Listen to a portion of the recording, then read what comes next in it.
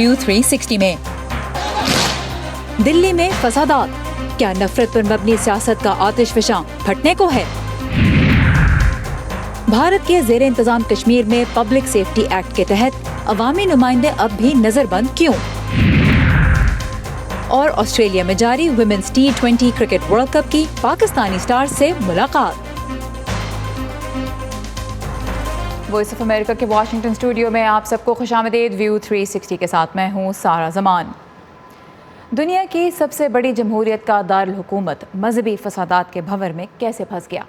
इस हफ्ते मोदी हुकूमत की कोशिश तो ये थी कि सदर ट्रंप का शानदार इस्तकबाल दुनिया भर की तवज्जो हासिल करे, लेकिन हेडलाइंस बन गई दिल्ली की 35 लाशें। दुनिया ने देखी जली हुई मसाजिद और तबाहशुदा अमलाक, और जान बचाने के लिए भागते मुसलमान खानदान। वज़ीर-ए-आज़म नरेंद्र मोदी ने तो मुसलमान महाजरीन और पनाहगज़ीनों के लिए शहरियत के दरवाजे बंद करके इंतखाबी वादा पूरा किया, लेकिन मुखालिफिन का इल्ज़ाम है कि बीजेपी भारत को हिंदुओं का मुल्क बनाने का ख्वाब पूरा करने की कोशिश में है। तो क्या दिल्ली की गलियां उस ख्वाब की ताबीर दिखा रही हैं? 3 रोज़ के दौरान दिल्ली वालों ने क्या देखा, आइए आज सबसे पहले वो देखते हैं।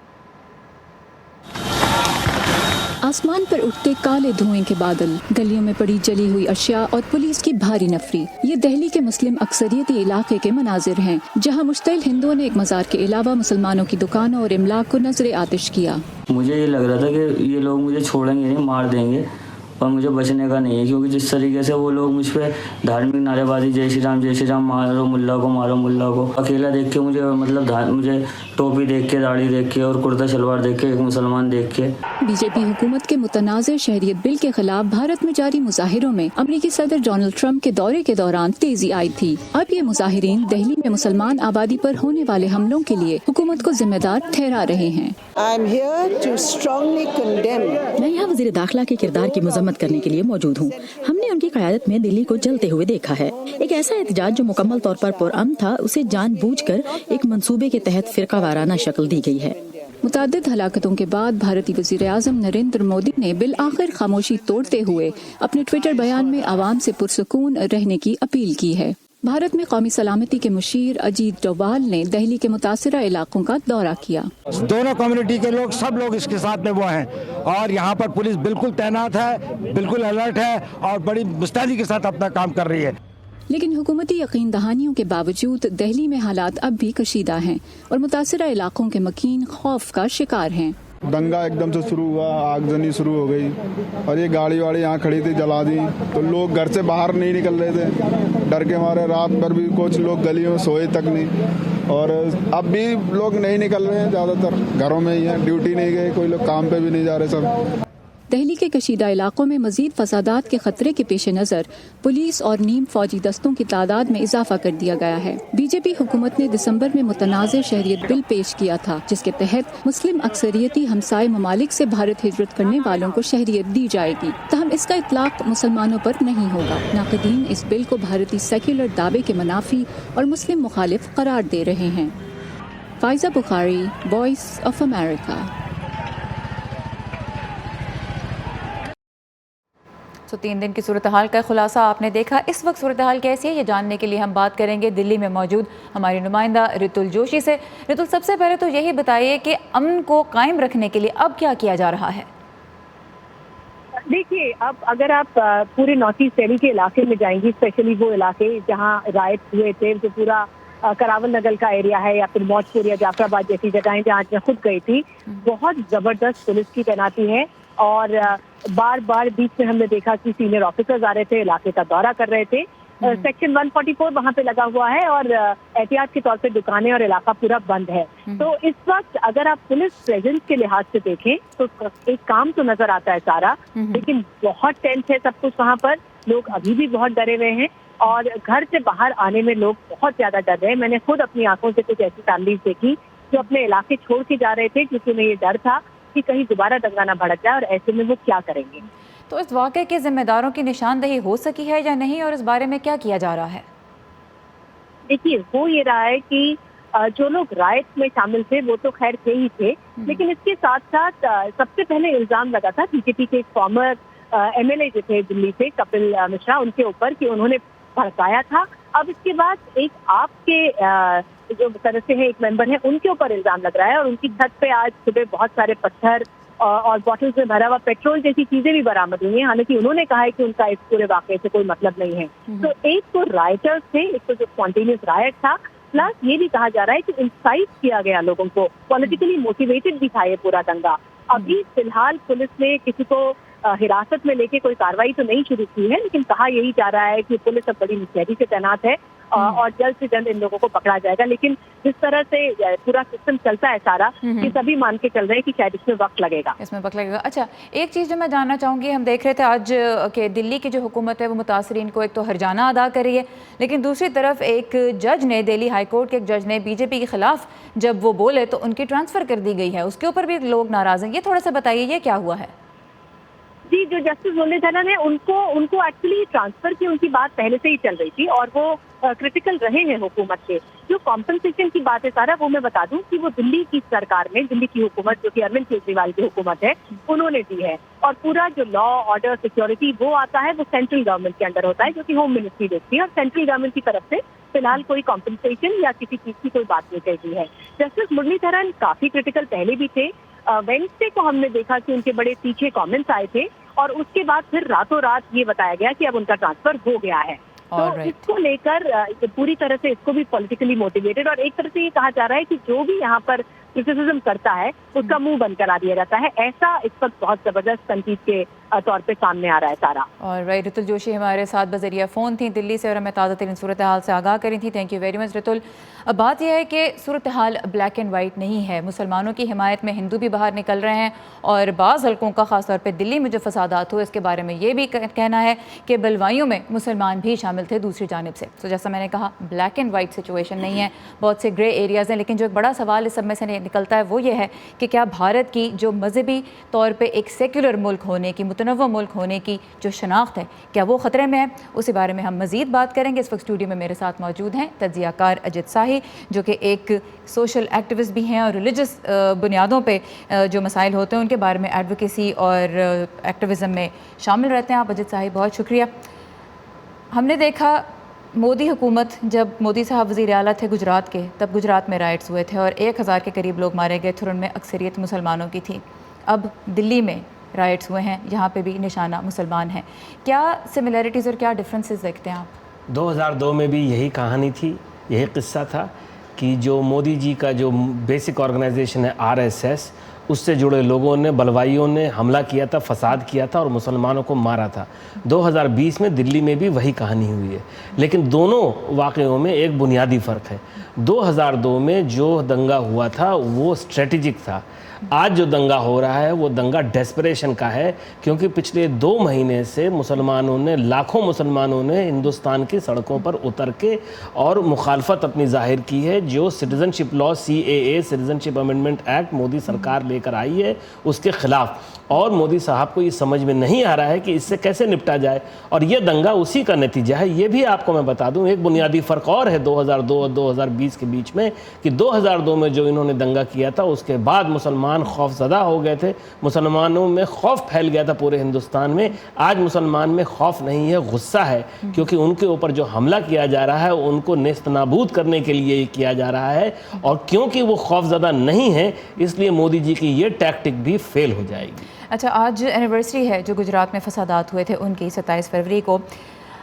मोदी साहब तो फिर भी इलेक्ट हो गए थे उसके बाद, तो उनका जो इमेज है या उनकी जो पॉलिटिकल लेगेसी है, क्या उस पर किसी किस्म का फ़र्क अब पड़ेगा? क्योंकि जब 1000 हलाकतों के बाद वो मुल्क के वज़ीर आज़म बन गए, दूसरी बार इलेक्ट हुए इतने भारी मैंडेट के साथ, तो दिल्ली में अगर 35 अफराद हलाक होते हैं तो उसका मोदी जी के इमेज पर और उनकी हुकूमत पर क्या असर पड़ता है? तो जो मोदी जी के चलते 2002 में गुजरात में फसादात हुए थे, उसके बाद 12 साल बाद मोदी वज़ीर आज़म बने थे और उसकी तमाम वजूहात थी, सिर्फ ये नहीं था कि वो दंगे उन्होंने कराए थे।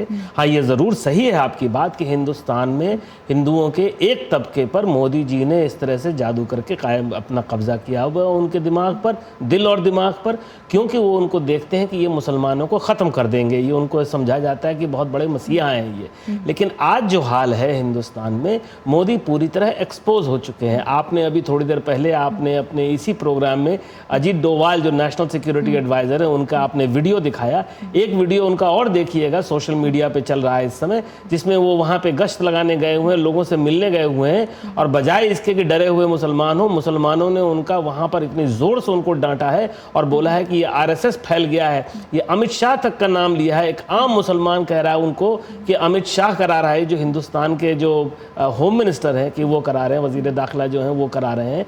तो और उसके बाद अजीत डोवाल वहाँ से भाग खड़े हुए, तो ये इनके लिए बहुत मुश्किल होगा पार पाना है। ये बताइए, मुस्लिम मुखालिफ बयानात या स्ट्रैटेजी जो है उसके लिए सपोर्ट क्यों है? क्योंकि मुसलमान तकरीबन 14% हैं भारत की आबादी का, तो उनसे क्या ख़तरा महसूस होता है और उस ख़तरे के बारे में अवाम क्यों कन्विंस्ड हैं जो मोदी हुकूमत की इन पॉलिसीज़ की हमायत में सड़कों पर निकलते हैं? अवाम उससे कन्विंस नहीं है, अवाम का एक हिस्सा उनसे कन्विंस्ड है, और क्योंकि वो हिस्सा इस्लामोफोबिक है।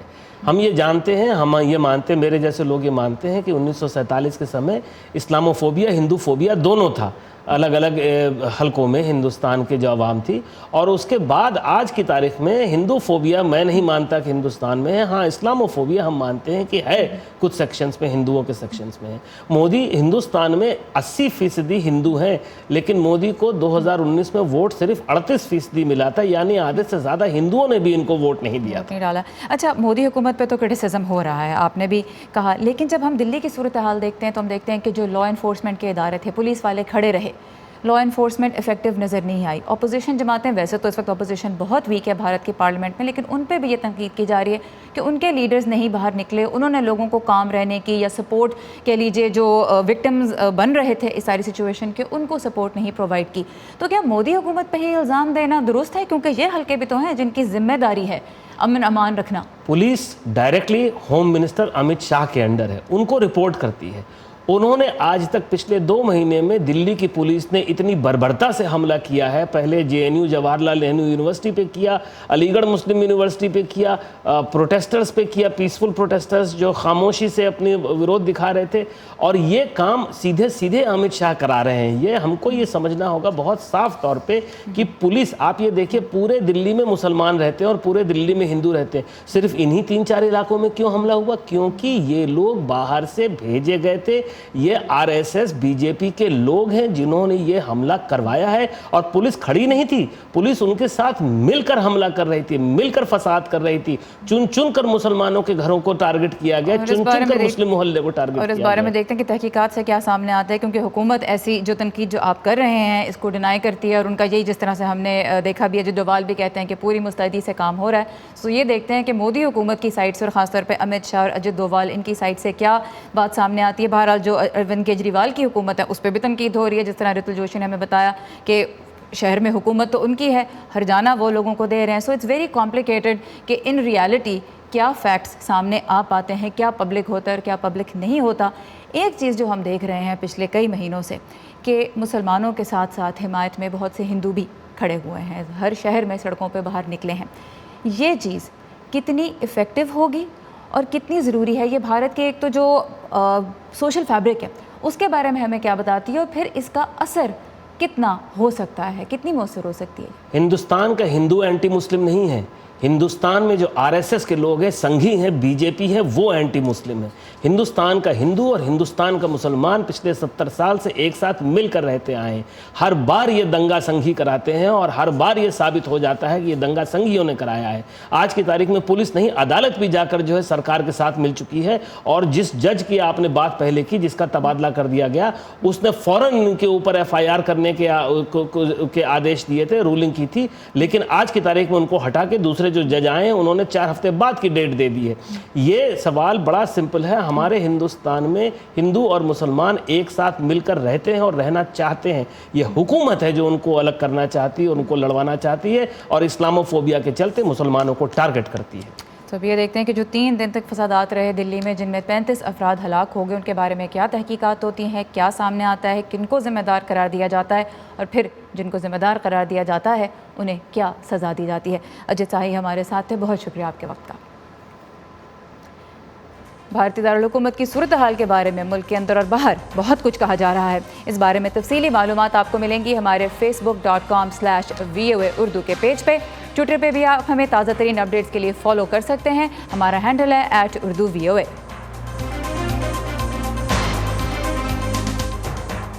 بھارتی حکومت اپنے زیر انتظام کشمیر میں ایک ایسے سخت گیر قانون کو سیاسی مخالفین کے خلاف لگاتار استعمال کر رہی ہے جسے انسانی حقوق کی عالمی تنظیم ایمنسٹی انٹرنیشنل ایک لا لیس لا قرار دیتی ہے۔ پبلک سیفٹی ایکٹ، اس کے تحت 5 اگست سے اب تک مودی حکومت کے مطابق ہی تقریباً 450 افراد کو حراست میں لیا گیا ہے۔ درجنوں رہا ہو چکے ہیں، لیکن 3 سابق وزرائے اعلیٰ فاروق عبداللہ، عمر عبداللہ اور محبوبہ مفتی سمیت بہت سے افراد اب بھی نظر بند ہیں۔ تو نئی دلی کی جانب سے اس قانون کے استعمال کو وادی کشمیر کے اندر کیسے دیکھا جا رہا ہے، اس بارے میں آج دیکھتے ہیں سری نگر سے زبیر ڈار کے ساتھ یوسف جمیل کی یہ رپورٹ۔ بھارتی زیر انتظام کشمیر میں پبلک سیفٹی ایکٹ یا PSA کے تحت کسی بھی شخص کو مقدمے کے بغیر 6 ماہ سے 2 سال تک قید کیا جا سکتا ہے۔ 42 سال قبل اس قانون کو جنگلات کی غیر قانونی کٹائی اور لکڑی کی سمگلنگ روکنے کے لیے ضروری قرار دے کر لاگو کیا گیا تھا، لیکن سبھی حکومتوں نے اسے سیاسی مخالفین کی آواز دبانے کے لیے کھل کر استعمال کیا۔ ان میں وہ 3 سابق وزرائے اعلیٰ بھی شامل ہیں جو آج خود پبلک سیفٹی ایکٹ کے تحت نظر بند ہیں۔ بھارتی حکومت نے حال ہی میں پارلیمنٹ کو بتایا کہ اس وقت جموں کشمیر میں کل 389 افراد PSA کے تحت قید ہیں۔ PSA ایسے کسی کو لگتا نہیں ہے جب تک کوئی وہ نہیں ہوتا ہے، اس کی کوئی فوٹنگ نہیں ہوتی ہے۔ کچھ فوٹنگ کے آدھار پر ہی سرکار نے PSA لگایا ہوگا، ایسا نہیں لگتا ہے کسی کے اوپر PSA ایسا کوئی قانون نہیں کہ اٹھا کر لگا دیا کسی کو۔ PSA اور اس کے مبینہ بے دریغ استعمال پر مقامی سیاسی حلقے ہی نہیں، انسانی حقوق کی بین الاقوامی تنظیمیں بھی سخت تنقید کرتی آئی ہیں۔ ایمنسٹی انٹرنیشنل کے مطابق PSA انسداد جرم کے عدالتی نظام کو بالائے طاق رکھ کر احتسابی نظام، شفافیت اور انسانی حقوق کو نظر انداز کرتا ہے۔ جوڈیشری کا جو رول ہے وہ ایک افسوسناک ہے اس معاملے میں، اور ان کو اس چیز سے کوئی بھی ذرا بر کی دلچسپی نہیں کہ پرسنل لبرٹیز جو ہے، آدمی کا جو فریڈم آف سپیچ ہے، جو آئین میں ضمانت دی گئی ہے جن چیزوں کی، ان کی رکھوالی کرنے سے ان کی کوئی وہ نہیں ہے۔ بہت سے عام لوگ حیران ہیں کہ سابق وزیر اعلیٰ فاروق عبداللہ جیسے سیاستدان کو PSA کے تحت کیسے نظر بند کیا جا سکتا ہے۔ ہندوستان کی کانسٹیٹیوشن اور انٹیگریٹی سورنٹی کو پروٹیکٹ کرنے کا حلف لیتا ہے، اس کے بعد وہ پارلیمنٹ میں جاتا ہے۔ آج آپ اسی انسان پہ شک کرتے ہو کہ یہ اینٹی انڈیا ہے، یہ دیش کے لیے خطرہ ہے۔ فاروق عبداللہ کے ایک قریبی ساتھی اور نیشنل کانفرنس کے رکن پارلیمنٹ محمد اکبر لون کا اصرار ہے کہ مودی حکومت کشمیر کی آئینی حیثیت میں تبدیلی کے اقدام کے خلاف وادی سے اٹھنے والی آوازوں کو دبانے کے لیے PSA کو استعمال کر رہی ہے۔ یہ انہوں نے ایک قسم کی یہ سازش بنائی ہے کہ ہم لوگوں کو دبا کے رکھیں گے۔ جموں کشمیر میں گزشتہ 6.5 ماہ سے سیاسی اجتماعات منعقد کرنے پر امناً پابندی عائد ہے۔ بیشتر سیاسی لیڈر اور کارکن گھروں میں نظر بند ہیں۔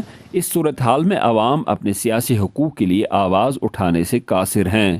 زبیر ڈار کے ساتھ یوسف جمیل، وائس آف امریکہ، سری نگر۔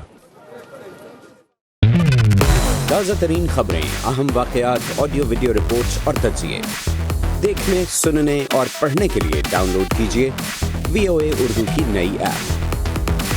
خبریں اب ہر وقت آپ کی مٹھی میں۔ پاکستان میں بیشتر کرکٹ فینس کی توجہ اس وقت PSL پر ہے، لیکن آسٹریلیا کے شہر کینبرا میں ان دنوں خواتین کا T20 کرکٹ ورلڈ کپ جاری ہے، جس میں پاکستان کی ٹیم نے زبردست کارکردگی دکھائی ہے۔ ورلڈ کپ میں 10 ٹیمیں حصہ لے رہی ہیں اور پاکستان کے کھلاڑیوں نے اپنے پہلے میچ میں ویسٹ انڈیز کے خلاف 8 وکٹوں کی برتری حاصل کی اور سب کو حیران کر دیا۔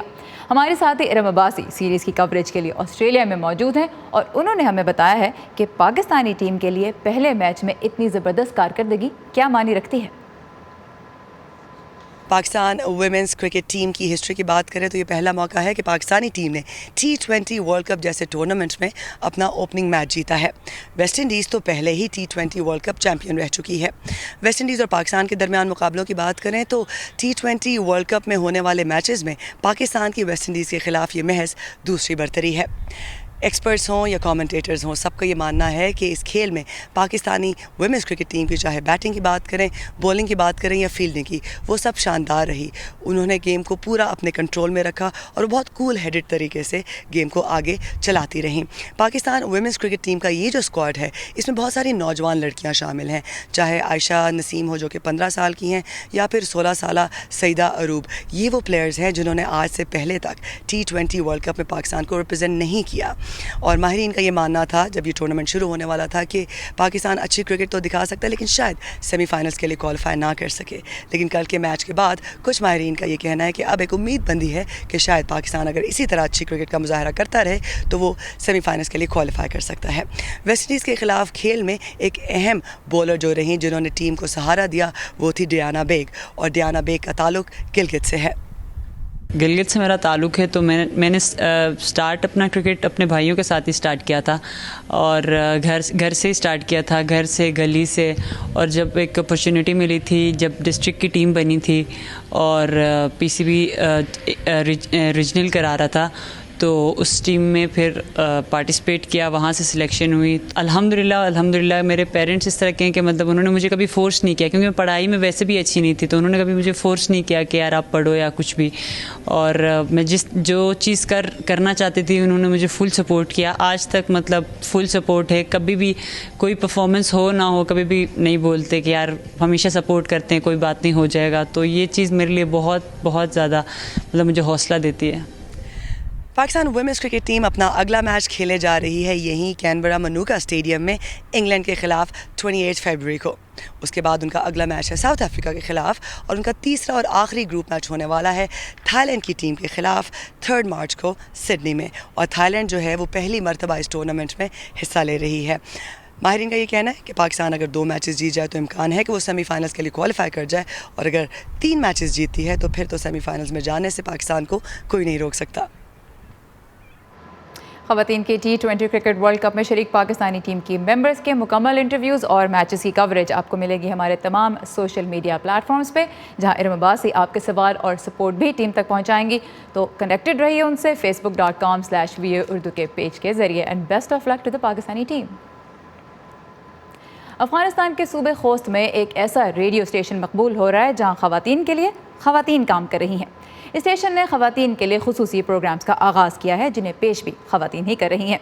तो एक ऐसे माहौल में जहाँ औरत को खुलकर बात करने की इजाज़त नहीं या फिर उसके ख़यालात को अहमियत ही नहीं दी जाती, वहाँ ऐसा रेडियो स्टेशन ख़वातीन को इज़हार राय की जो हिम्मत दे रहा है, उसके क्या नताइज सामने आ रहे हैं, देखते हैं इस रिपोर्ट में। ज्यादातर अफगान औरतें और ख़ास तौर पर बड़े शहरों से बाहर रहने वाली ख़वातीन की अक्सरियत घरेलू है, लेकिन वो अपने आप को बाखबर रखना चाहती हैं। इस ज़रूरत को पूरा करने के लिए नाज रेडियो ने हाल ही में खोस्त सूबे में ख़ास तौर पर ख़वातीन के लिए प्रोग्राम नशर करना शुरू किए हैं। ख़वातीन से मुतालिक बहुत से मौज़ूआत हैं जिन पर मर्द सहाफ़ी बात नहीं कर सकते, तो ये अच्छा है कि अब ख़वातीन इन मौज़ूआत पर दूसरी औरतों से बराह रास्त बात कर रही हैं। स्टेशन के मैनेजिंग एडिटर को उम्मीद है कि जल्द ऐसा वक्त आएगा जब नाज रेडियो सिर्फ ख़वातीन ही चला रही होंगी। इस रेडियो स्टेशन के 24 मुलाजमीन हैं, 70% औरतें हैं और 30% मर्द मुलाजमीन रखने की वाहिद वजह यह है कि हमारी औरतों की टेक्निकल साइड पर तरबियत नहीं हुई, ताहम हम एक दिन वो मुलाजमतें भी औरतों को देना चाहेंगे। ये जनूब मशरकी अफगानिस्तान में वाहिद रेडियो स्टेशन है जो औरतों के लिए प्रोग्राम्स नशर करता है। इसकी मालिक नादिया बवारी कहती हैं कि इस सब का ताल्लुक तालीम से है। चाहे ये तालीम हो, सेहत हो, जाती हकूक या घरेलू तशद्दुद के बारे में जानना, हमारा मकसद अपनी औरतों की तालीम है। नादिया बवारी और नाज रेडियो के स्टाफ को उम्मीद है कि उनकी कोशिशों से अफगान ब्रॉडकास्टिंग में तब्दीली आएगी। इब्राहिम रहीमी के साथ सादिया ज़िब्रांझा, वॉइस ऑफ अमेरिका। ये था आज का व्यू 360। facebook.com/VOA उर्दू के पेज के ज़रिए आप जब चाहें हमसे कनेक्ट कर सकते हैं। ट्विटर और इंस्टाग्राम पे भी आप हमें ज़रूर फॉलो कीजिए। हमारे हैंडल्स हैं @UrduVOA। सारा ज़मान को इजाज़त दीजिए। खुदा हाफ़िज़।